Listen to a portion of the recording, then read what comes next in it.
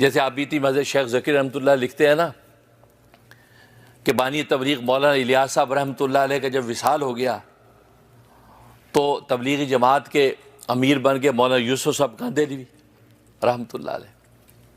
اب ان کی خانقاہ کے اندر جو جماعتوں کا نظم تھا، جماعتیں آتی تھی، لنگر چلتا تھا، کھانے کھاتے جماعتیں نکلتی تھیں، تو اسی طرح بے بہا لنگر چلتا رہا۔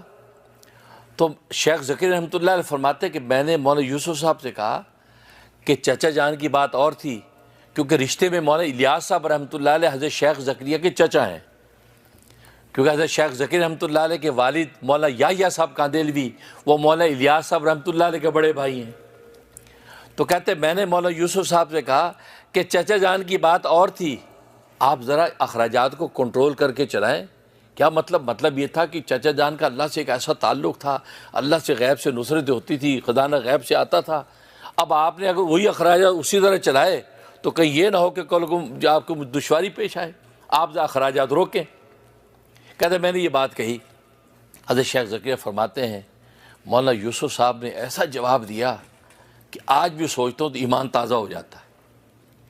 دوستو بزرگوں، اللہ والوں کی یہ باتیں، یہ مشعل راہ ہیں، ان پہ مراقبے کیا کرو، سوچا کرو کہ یار کیا بات کہی، کیا خدا پہ ان لوگوں کا یقین تھا، کیا خدا پہ ان کو اعتماد تھا۔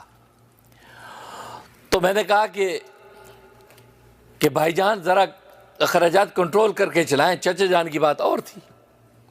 کہتے مولانا یوسف صاحب نے مجھے دیکھا، کہا کہ زکریا لینے والا ہی بدلا، دینے والا تو نہیں بدلا۔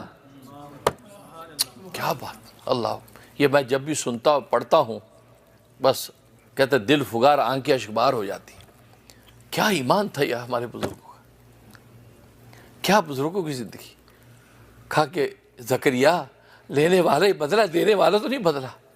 یعنی کمال ہے، یعنی یہاں زمین پہ بیٹھ کے خدا کو دیکھتے ہیں، دنیا میں رہ کے آخرت ان کے سامنے چلتی ہے، دنیا کے بکھیڑوں میں وہ جنت پہ ان کی نگاہ ہے۔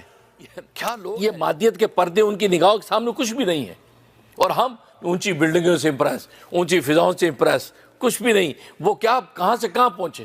کہا کہ زکریا لینے والا ہی بدلا ہے، دینے والا تو نہیں بدلا۔